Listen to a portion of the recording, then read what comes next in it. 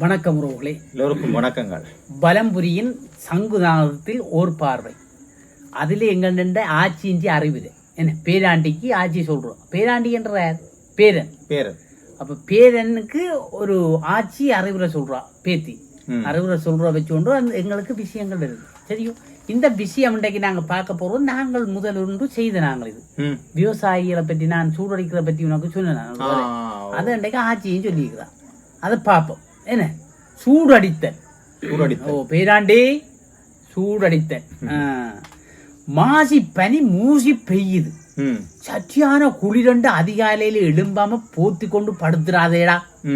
அதிகாலையில எழும்பாமல் 6 மணி வரை படுக்கிற தரித்திரம் பேராண்டி.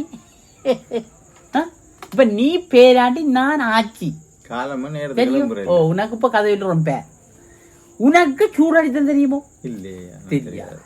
அதுக்கு முதல் ஆனை கட்டி போரடித்த பரம்பரை தமிழர் பரம்பரை என்ற சொல்லாடல் எதனால வந்தது உனக்கு சொல்லட்டும். இப்ப சொல்றோம். முந்தின காலத்துல எம் முன்னோர்கள் வயல விளைகிற நெல்லி எல்லாம் ஆனைகளை கொண்டுதான் சூடு மிதிச்சு நெல்லி எடுப்பினமா. ஆனைகளை கொண்டுதான் சூடு மிதிக்கிறது தெரியும். அதனாலதான் ஆனை கட்டி போர் அடிச்சு என்று எல்லாம் சொல்லாடல் வந்தது. சரியோ? அப்ப வயலில விளையிற நெல்ல அறுவடை செய்யற நிகழ்வு சம்பிரதாயம் நிறைஞ்சது. சம்பிரதாயம் எல்லாம் அது பெரிய விளையாட்டுகள் எல்லாம் நிறுவனங்கள் வச்சு என்ன கற்பனை எல்லாம் கொடுத்துதான். இப்ப எல்லாம் இப்ப மிஷின் இறக்கி போட்டு நிக்கணும். இது பேராண்டி கதை தெரியும். அறுவடை ஆரம்பிக்க முந்தின கிழக்கு திசையா சூரியனை பார்த்து தேங்காய் அடிச்சு, கிழக்கு பார்த்து தேங்காய் அடிச்சு தூபம் காட்டித்தான் அரிய வெட்ட தொடங்கும். பெரிய சம்பிரதாயம். ஓ நெல்லு வெட்டுற கத்திய அற்றிவாள்ன்னு தான் சொல்லுவினோம். நான் சொன்னாங்களே இந்த முதல். ஓ வயல் வெட்டியை வெட்டி முடிய நெற்கதிர்களை எல்லாம் ஒன்று சேர்த்து சாக்கு படங்க விரிச்சு அதுல போட்டு பரவி விட்டு காளமாடுகளை நெற்கதிரை மிதிக்க வைப்பினோம். காளமாடுகளை சூடு அடிக்கிற இடத்தை களமுண்டு தான் சொல்லுவினோம். நாங்க சொன்னது வருது என்ன, களமுண்டு தான் சொல்லுவினோம். காளமாடுகள் வட்ட வடிவமாக நடந்து கதிரில் இருக்கிற நெல்மணியை மணிமணியா பிடிக்கும். சரி, சுனாமி மிஷின் இல்ல, சுனாமி மிஷின் ஒன்றும் இல்லை. அதுக்கு பிறகு களத்தில் இருக்கிற பைக்கோல உதறி தெரிவு செய்துட்டு கதிரில மிச்சம் மீதி இருக்கிற நெல்மணியை எடுக்கிறதுக்காக நெற்கதிர்களை உண்டாக்கி அதுல களத்துல அடிப்பினோம். களத்துல நிலத்துல போட்டு அடிப்பினோம். அதை எடுத்து இப்படி பொறுக்கி பொறுக்கி பொறுக்கி அடிக்கிறது. என்ன வேண்டாண்டி? அதுல மிஞ்சுறதுதான் வைக்கோல். அதெல்லாம் மிஞ்சினதான் வைக்கோல். சாக்கு படங்கில இருக்கிற நெல்மணிகளை உண்டா கூட்டி குவியலாக்கிட்டு சுலகால நெல்மணியோட அள்ளி காற்று வளம் பார்த்து தூவினோம். காத்துல பார்த்து இப்படி சுலக வச்சு தூவினோம். ஓ காத்துல சப்பி கஞ்சல் குப்பையெல்லாம் பறந்து போக நெல்மணி தனியா கீழே விழும். பாரமுள்ள நெல்மணி எல்லாம் அவங்க விழும், தனியா கீழே விழும். சுலக களத்துல குள்ளமண்டு தான் சொல்லுவினோம். சுலகுகளை கண்டு சொன்னா புடரிய பத்தி அடிப்பினம். கவனமா இருக்கணும் சொல்லுவினம். ஓ களத்திலே என்ன கதைக்க வேணும் என்றாலும் பொலி சொல்லித்தான் கதைப்பினம். பொலி பொலி பொலி பொலி அந்த குள்ளத்தேடு பொலி இப்படித்தான் கதைக்கணும். ஓ பொலி பொலி ஆசிரியர் கேட்டுட்டு போட்டு பொலி பொலி அந்த வேலைக்காரன் பொலியங்க என்றுதான் கதைப்பினம். அப்படித்தான். அது ஒரு நல்ல ஒரு பாசைதான். இப்படி எல்லா நெல்லையும் தூசி நீக்கி எடுத்து அதை சாக்குல மூட்டையா கட்டி மாட்டு வண்டியில வீட்டுக்கு எடுத்துட்டு போவினோம். அதுல முதல்ல அமுதாக்குறா பொங்கல் வைக்கிறோம். சூரியனுக்கு படைச்சிட்டு அதுக்கு பிறகுதான் தங்களோட சாப்பாட்டுக்கு எடுப்பினோம். முதல் புது பொங்கியாச்சோண்டு கேப்பினோம்.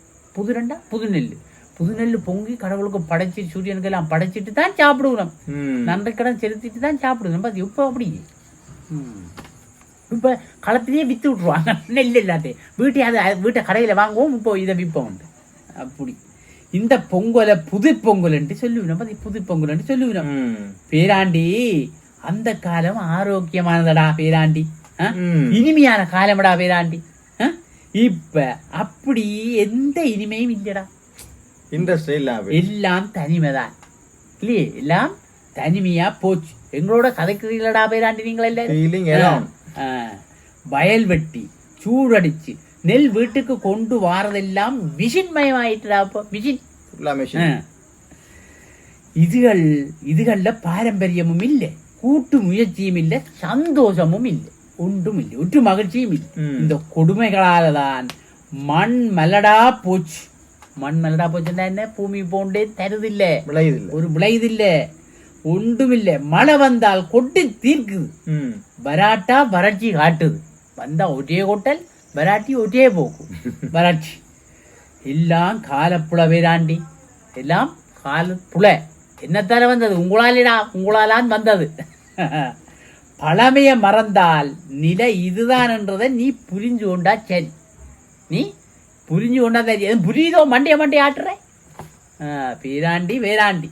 உங்களோட காலமும் எங்கட காலத்தை நினைச்சா என்னடா செய்கிற, எல்லாம் முடிஞ்சு போச்சு. அறிவுரை ஆட்சி வருவா, ஆட்சி வருவா.